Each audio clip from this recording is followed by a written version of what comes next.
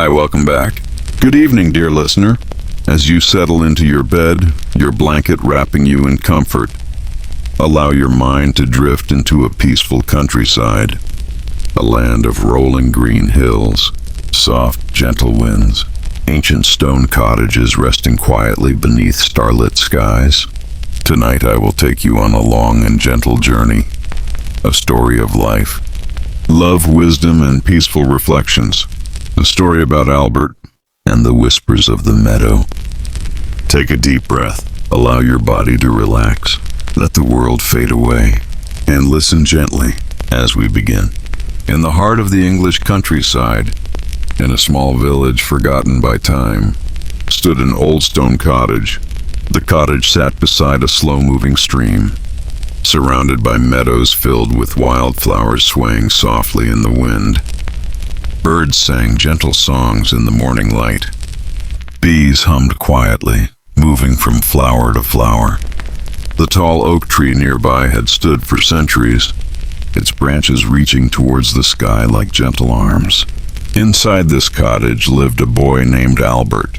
Little Albert had eyes full of wonder, cheeks kissed by the sun, and a heart filled with dreams. He would often sit beneath the great oak, listening to the sounds of the stream as the water danced over smooth stones. Albert's grandfather would sit beside him, his voice deep and kind, telling stories of faraway lands. He spoke of America, with its great cities and endless highways, of Canada, with its tall forests and shimmering lakes, of Australia, where the red earth met the wide sky, and of their quiet village, where time seemed to move like the gentle breeze. "The world is large, my dear boy," his grandfather would say softly, "but never forget even the smallest corner holds beauty." The boy would close his eyes and imagine tall buildings touching the clouds, forests as high as mountains, kangaroos hopping beneath the sun, and ships crossing vast oceans under a blanket of stars. The meadow whispered around them, the flowers swayed, and the oak tree stood silently, as if guarding their dreams. Years passed gently like clouds drifting across a summer sky. Albert grew tall and strong, with kind eyes and steady hands. The world was calling him now, inviting him to see what lay beyond the hills. One misty morning, with his family gathered by the old wooden gate, Albert left the village. His mother hugged him tightly. His father placed a strong hand on his shoulder, and his grandfather whispered, "Carry kindness with you, always." Albert's journey began on a ship crossing the Atlantic. The ocean stretched endlessly, blue upon blue. At night, under the stars, the waves rocked him gently, as if the sea itself was singing him to sleep. Soon he arrived in New York. The city pulsed with life, cars, people, tall skyscrapers shining in the sun. It was loud and busy, yet full of energy. Albert walked through Central Park, watching children play and old men feed the birds. In a small diner, Albert met an elderly man named George. They spoke for hours over warm coffee. George, with silver hair and soft eyes, said, "Life moves quickly here, my boy. But always remember, kindness slows the world down. It's the softest force, but the strongest." Albert smiled. He carried those words in his heart, like a candle flickering softly. Albert's journey took him next to Canada. He arrived in Alberta, where the forests stood like ancient guardians. The air was crisp, scented with pine and fresh snow. In a lumber camp, Albert worked alongside kind men. The mornings were silent except for birds calling from high branches. At night, the stars appeared like diamonds scattered across velvet. An old lumberjack named Thomas became his friend. Beside a glowing campfire one night, Thomas said softly, "The trees are teachers, lad. They grow slowly. They face storms but stand tall. Learn from them. Patience brings strength." The crackling fire flickered as the northern lights danced in the sky. Green and purple ribbons floated above, silent and breathtaking. Albert closed his eyes and whispered to himself, "Patience, like the trees." Were. Years later, Albert traveled to Australia. The land was warm and golden. Kangaroos hopped across the dry plains. Cockatoos called from tall gum trees. He worked on a sheep station near Alice Springs, where the sunsets painted the sky with fiery colors. The red earth glowed beneath the fading light. One evening, under the stars, Albert sat beside an Aboriginal elder named Mara. The elder spoke in a soft voice. "The land speaks to those who listen. Everything has balance. The sun, the wind, the rivers, the animals. Balance brings peace." Albert listened carefully. The stars above sparkled silently. The warm wind brushed his face like an invisible hand of comfort. "Balance," he whispered, feeling the wisdom settle deep within him. Were. After many years, Albert returned home. The cottage still stood, waiting like an old friend. The meadow still swayed softly. The oak tree, now older, still reached its arms to the sky. Albert married Margaret, his childhood friend. Their days were filled with laughter, gardening, baking warm bread, and long walks along the stream. They raised children who grew strong and curious. One moved to America, one to Canada, one to Australia. Each carried pieces of Albert's wisdom, gathered from his travels across the oceans. As the years passed, Albert and Margaret grew old together. Their love was gentle, like the steady rhythm of the seasons. They would sit on the porch sipping tea, listening to the birds and watching the meadow sway. One autumn evening, as leaves fell like golden snow, Margaret passed peacefully. Albert held her hand until her last breath. Though his heart ached, he whispered, "Thank you, my love, for every moment." The cottage grew quieter. The seasons continued their soft turn, but Albert never felt alone. Southern sun, learning to march, to shoot, to follow orders. Letters from home arrived in thin envelopes, carrying words of comfort from his mother, who wrote by candlelight late into the night. Soon he was sent overseas, crossing the cold Atlantic on a large steel ship. The ocean waves rocked him gently at night as he stared at the stars above, wondering if he would ever see home again. War was cruel and heavy. Jonathan saw things he never spoke of again, even in old age. But in quiet moments between battles, he found small comforts. The soft hum of a harmonica played by a fellow soldier, the warmth of a cup of coffee shared under a tent, the rare beauty of dawn breaking over a foreign countryside. When the war finally ended, Jonathan returned home. He stepped off the train, thinner and quieter than before, his eyes older than his years. The town was still small, the streets still dusty, but it was home. The maple trees still swayed in the wind, and his mother stood at the station with open arms, tears streaming down her face. Jonathan tried to build a life in the post-war years. He married a kind woman named Mary, whose laughter was soft and warm like spring rain. They bought a small house with white shutters and a wooden porch. Together they dreamed of a simple, happy life. Jonathan worked long hours at the steel mill while Mary raised their children, 2 boys and a girl, who filled the house with the sounds of laughter and little footsteps. Yet even in peace, life carried its burdens. The steel mill was grueling, the work dangerous and exhausting. Jonathan's hands grew rough and calloused, his back often sore by the time he came home at night. Then came the layoffs. The factory struggled to keep up with competition, and many men lost their jobs. Jonathan, now in his mid-40s, found himself unemployed. The weight of providing for his family pressed heavily on his shoulders.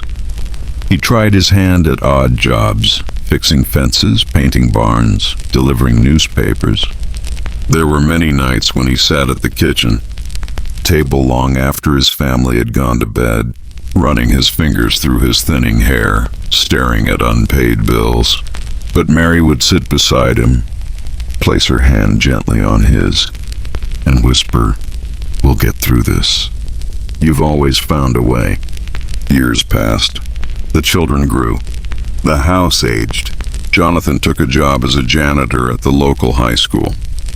It was humble work, mopping floors, replacing light bulbs, keeping the classrooms clean and warm for students.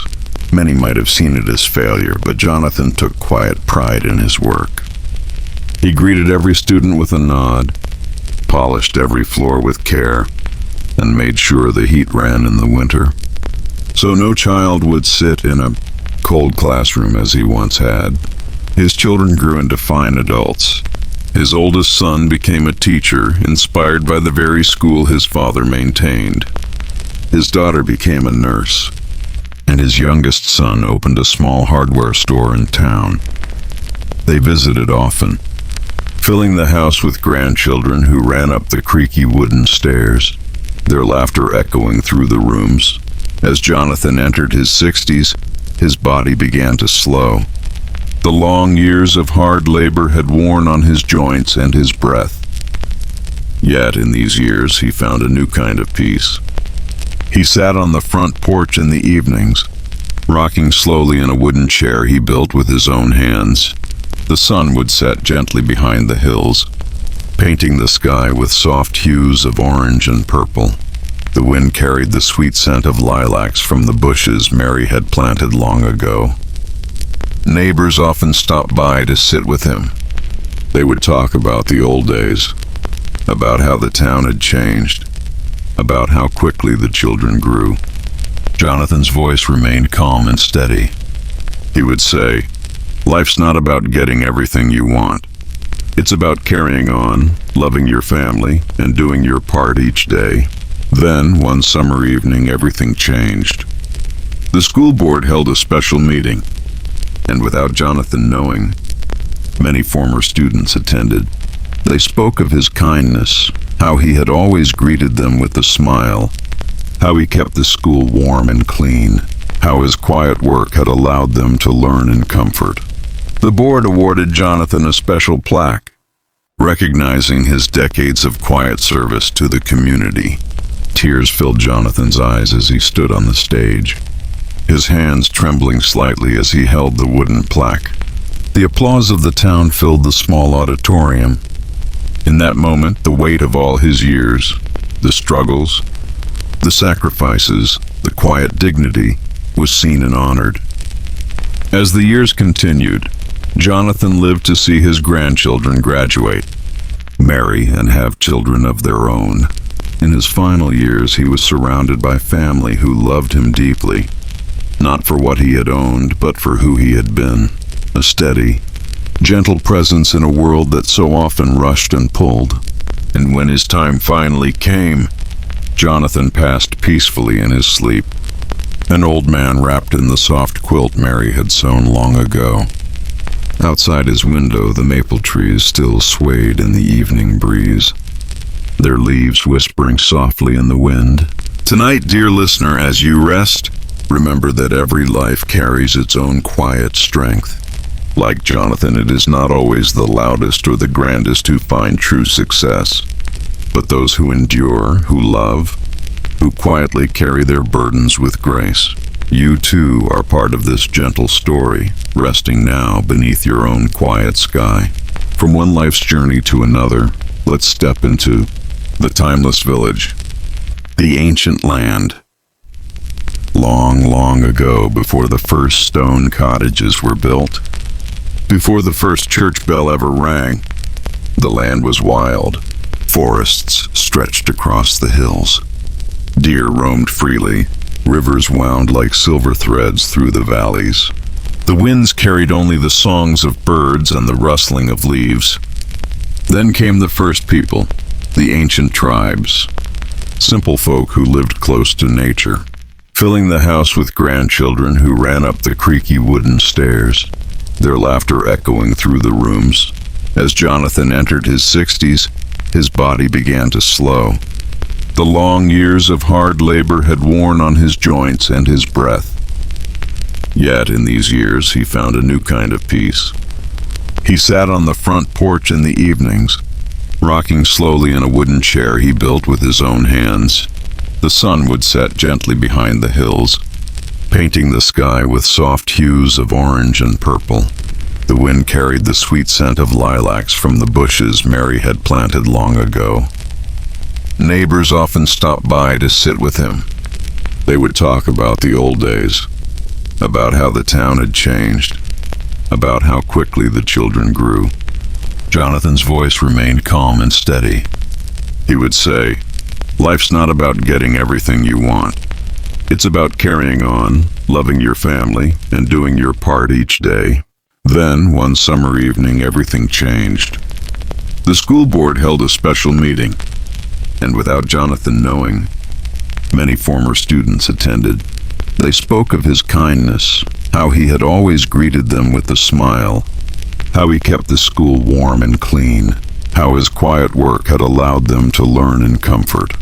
The board awarded Jonathan a special plaque, recognizing his decades of quiet service to the community. Tears filled Jonathan's eyes as he stood on the stage, his hands trembling slightly as he held the wooden plaque. The applause of the town filled the small auditorium. In that moment, the weight of all his years, the struggles, the sacrifices, the quiet dignity, was seen and honored. As the years continued, Jonathan lived to see his grandchildren graduate, marry, and have children of their own. In his final years, he was surrounded by family who loved him deeply, not for what he had owned, but for who he had been. A steady, gentle presence in a world that so often rushed and pulled. And when his time finally came, Jonathan passed peacefully in his sleep, an old man wrapped in the soft quilt Mary had sewn long ago. Outside his window, the maple trees still swayed in the evening breeze, their leaves whispering softly in the wind. Tonight, dear listener, as you rest, remember that every life carries its own quiet strength. Like Jonathan, it is not always the loudest or the grandest who find true success, but those who endure, who love, who quietly carry their burdens with grace. You too are part of this gentle story, resting now beneath your own quiet sky. From one life's journey to another, let's step into the timeless village, the ancient land. Long, long ago, before the first stone cottages were built, before the first church bell ever rang, the land was wild. Forests stretched across the hills. Deer roamed freely. Rivers wound like silver threads through the valleys. The winds carried only the songs of birds and the rustling of leaves. Then came the first people, the ancient tribes, simple folk who lived close to nature. They gathered wild berries, hunted in the woods, and fished in the streams. At night, they sat around fires beneath the stars, telling stories passed from elder to child. These early people left quiet marks upon the land, small stone circles, burial mounds, and earthen paths. Even today, if you walk quietly through the woods, you might find these ancient echoes, hidden beneath moss and bramble. The land listened. The wind carried their whispers. Many years later, the Romans arrived. Their great empire stretched across distant lands, and now it reached even this quiet corner. They built roads, straight and sturdy, cutting through forests and hills. They built villas with tiled floors and heated baths. Roman soldiers marched along these roads, their sandals tapping upon the stone. In the village fields, farmers grew wheat and barley for the Roman markets. Trade flourished. New words, customs, and foods arrived. But even with these changes, the hills remained. The rivers still flowed.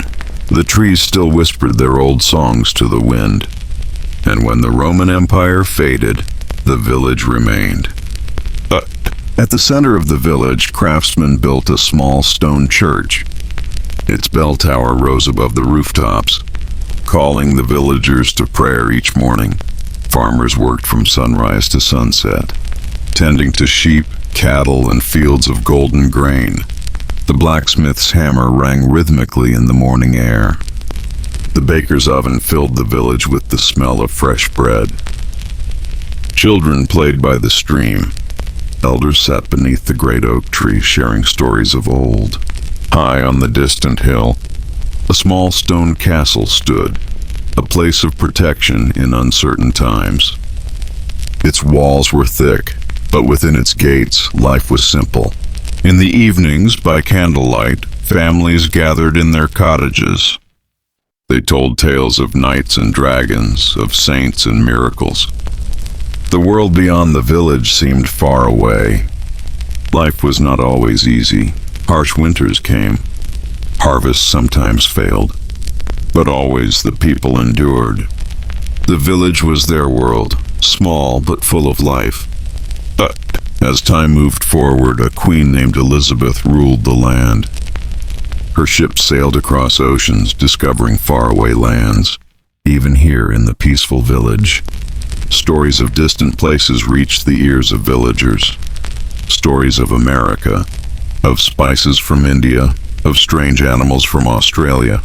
But the village remained slow and steady. The cobbled streets echoed with the clip-clop of horse hooves. Merchants sold cloth and salt in the small market square. Young lovers met beneath the old willow tree by the river. Music filled the village festivals. Lutes, flutes, and soft singing beneath the moonlit sky. The fields remained green, the sheep grazed calmly, and the church bells continued their steady song. But then came a time of great change, the Industrial Revolution. In distant cities, great factories rose. Trains began to whistle through the valleys, their steam trailing like of the old wood stove. Eleanor was the youngest of 4 children, and though money was scarce, love filled every corner of their home. The Great Depression still cast its shadow over much of America, and Eleanor learned early what it meant to do without. Her dresses were hand-sewn from old fabric, her shoes often patched by her father's careful hands. But there was joy in simple things: picking wildflowers in the meadow, reading books borrowed from the church library, listening to the gentle creak of the porch swing on summer nights. When Eleanor turned 10, the world around her began to change once more. War broke out overseas, and though far from the battlefields, the war touched every family. Her older brothers went off to serve, while she and her sister helped their mother keep the home running. They planted victory gardens, canned fruits for winter, and sewed bandages for the Red Cross. Eleanor would sit by the window at night, staring up at the stars, quietly praying for her brother's safe return. The radio would hum softly in the background, carrying news from distant lands, interrupted only by the warm voice of her father reading scripture before bed. After the war ended, the country entered a time of rebuilding. Eleanor, now a young woman, dreamed of becoming a teacher. She worked hard in school, studying late into the night by lamplight, her pencil scratching gently on paper as the crickets sang outside. Her father, proud and teary-eyed, saved every spare dollar to send her to the nearby teacher's college. College life was simple but full of wonder. Eleanor made new friends, learned to navigate the quiet halls of the library, and spent hours reading books about literature, history, and poetry. She wrote letters home each week, her careful cursive capturing small stories of campus life, the joy of passing exams, and the comfort of finding kind mentors who encouraged her. Gentle passion for teaching. After graduation, she returned to her hometown, taking a job as a school teacher in a small, one-room schoolhouse not far from where she grew up. Each morning she arrived early to light the old stove, dust the blackboard, and arrange the desks. Her students came from nearby farms, their boots dusty, their hands calloused from chores, their eyes wide with curiosity. She taught them to read, to write, to add and subtract. She read them stories from thick books with worn covers, her voice calm and steady as they listened, heads resting on their small arms. The school bell rang softly each morning and again in the afternoon, marking the slow rhythm of their days. In time, Eleanor met Thomas, a quiet young man who worked as a carpenter in town. His hands were strong, but his voice was gentle, and his eyes carried a softness that made Eleanor's heart settle in peaceful warmth. They married in the small church where Eleanor had been baptized. The ceremony simple, surrounded by family and friends who filled the wooden pews. Their first home was a modest cottage near the edge of town, where the forest whispered softly at night. Thomas built furniture by hand while Eleanor continued teaching. Together they planted a small garden, raised chickens, and welcomed the birth of 2 daughters, whose laughter filled the house with new light. Years passed, and like seasons, life brought both beauty and hardship. A great storm once tore through the town, damaging homes and flooding fields. Thomas worked tirelessly to repair their home, his strong hands steady even as his back grew weary. There were years when crops failed, when money grew tight, when unexpected illness visited the family. But through every challenge, Eleanor and Thomas stood together, side by side beneath the vast Virginia sky.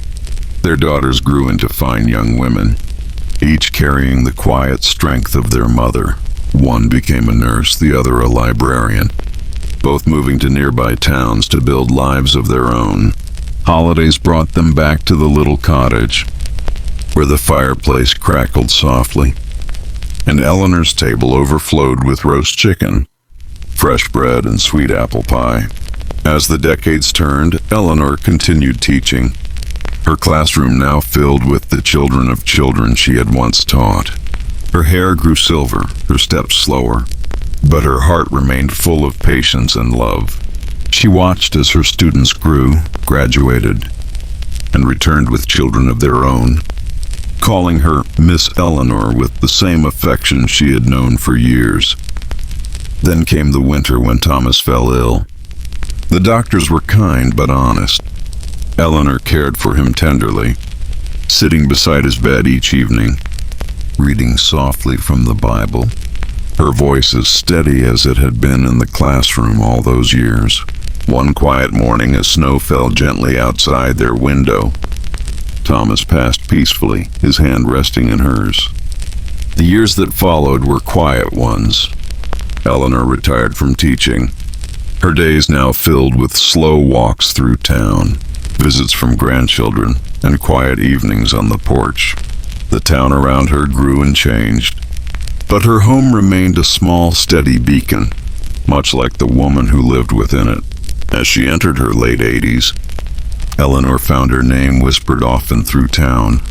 The local school, now expanded and modern, named its new library in her honor. Former students, now adults with children and grandchildren of their own, spoke of how her gentle guidance had shaped their lives. Letters arrived often, filled with words of gratitude and love. One autumn afternoon, a celebration was held in the school auditorium. Eleanor, now sitting in a wooden rocking chair on the stage, listened as generations of former students shared stories of her kindness, her patience, her steady hand through all their childhood trials. The applause was soft and respectful, a warm embrace from the town she had served for so many years.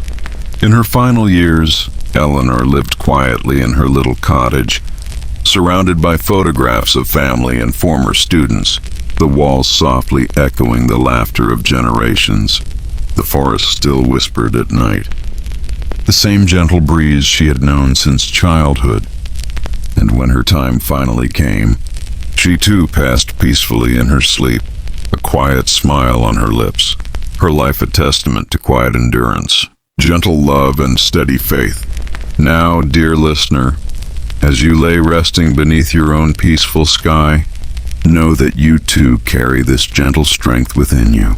Like Eleanor, life may bring its trials, but in patience, kindness, and quiet courage, there is a beauty that endures far beyond the storms.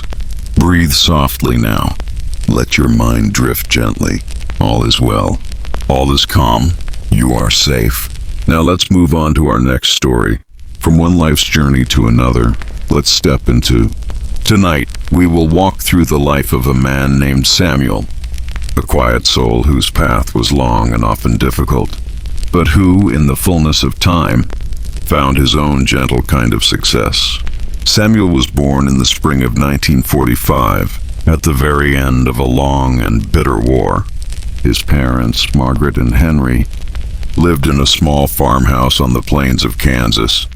The land stretched out for miles, a vast ocean of golden wheat swaying gently under the warm sun. The farmhouse stood quietly among a few ancient cottonwood trees whose leaves whispered stories of seasons long past. From his earliest days, Samuel was a curious child. While his father worked long hours tending to the fields and his mother baked fresh bread in the old cast-iron stove, Samuel would sit on the front porch, watching the birds circle lazily in the blue sky, listening to the distant hum of tractors in the fields. His world was simple but full of quiet wonder. The creak of the wooden porch swing, the soft mooing of cows in the pasture, the gentle song of crickets at night. As Samuel grew older, he learned the meaning of hard work. His father taught him how to till the soil, plant the seeds, and carefully tend to the crops.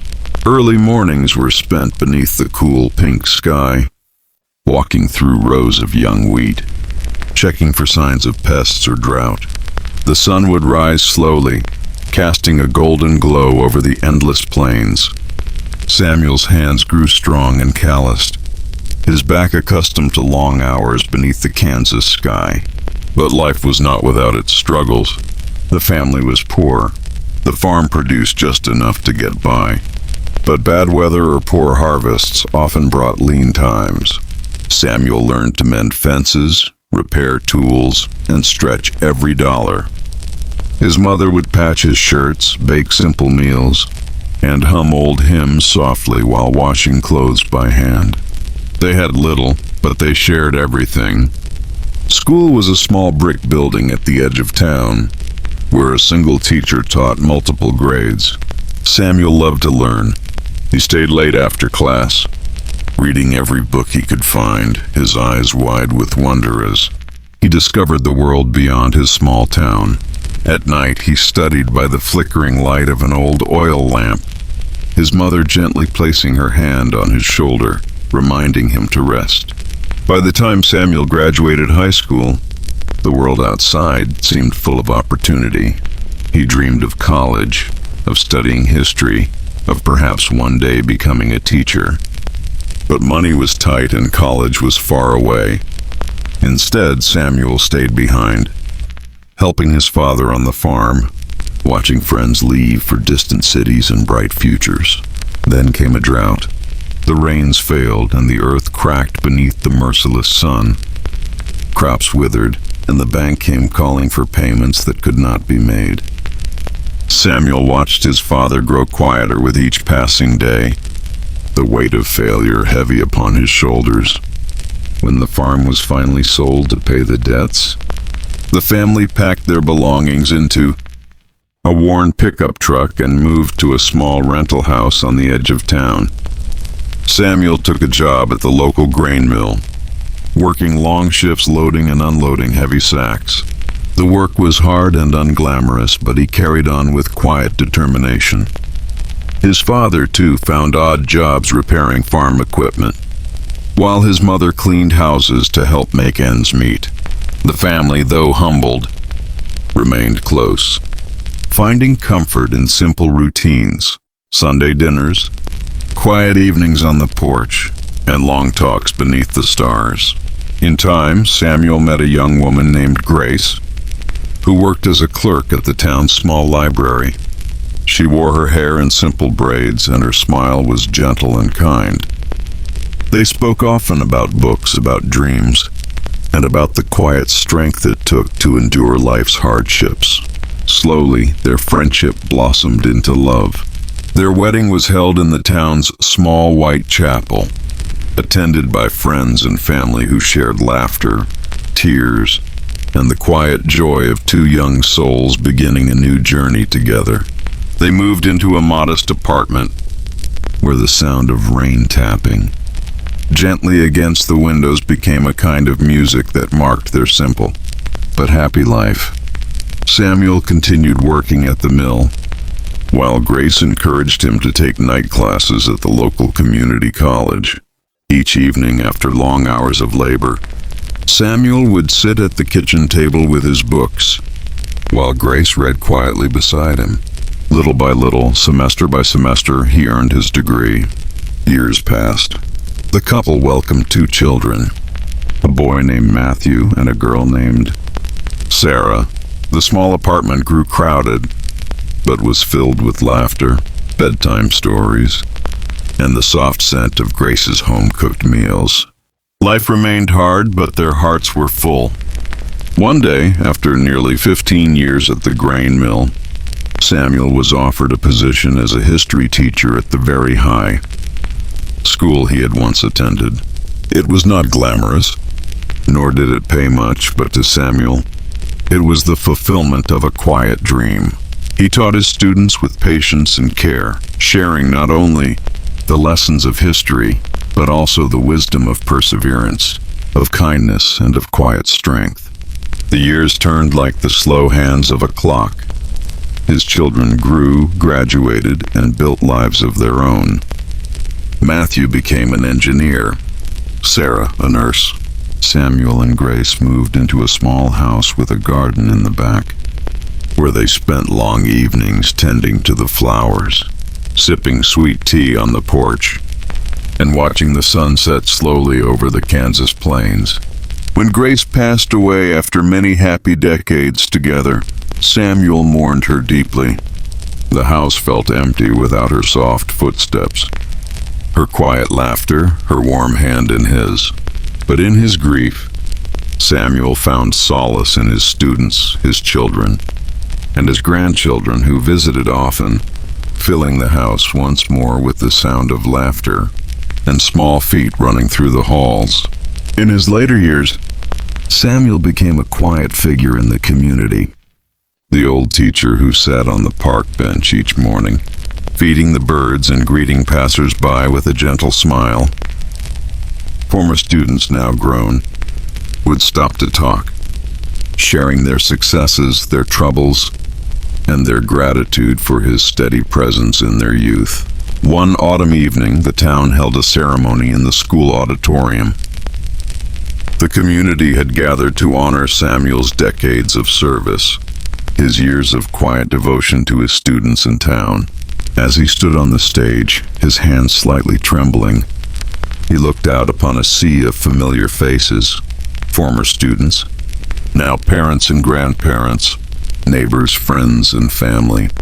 The mayor handed him a small plaque, simple in design but heavy with meaning. As the crowd applauded softly, Samuel's eyes filled with quiet tears. In that moment, he felt the full weight of his long journey, the struggles, the sacrifices, the many years of quiet endurance. He had not built an empire, nor accumulated great wealth, but he had built something far more precious, a life of quiet honor, steady work, and gentle love. Samuel lived many more peaceful years, waking early to tend his small garden, reading books beneath the old cottonwood trees, and watching the Kansas sky change softly with each season. And when his final day came, he passed gently, his breath fading like the last light of day, leaving behind a legacy not of grand achievements, but of quiet, enduring goodness. Now, dear listener, as you rest tonight beneath your own peaceful sky, remember the story of Samuel. Life's success does not always shout.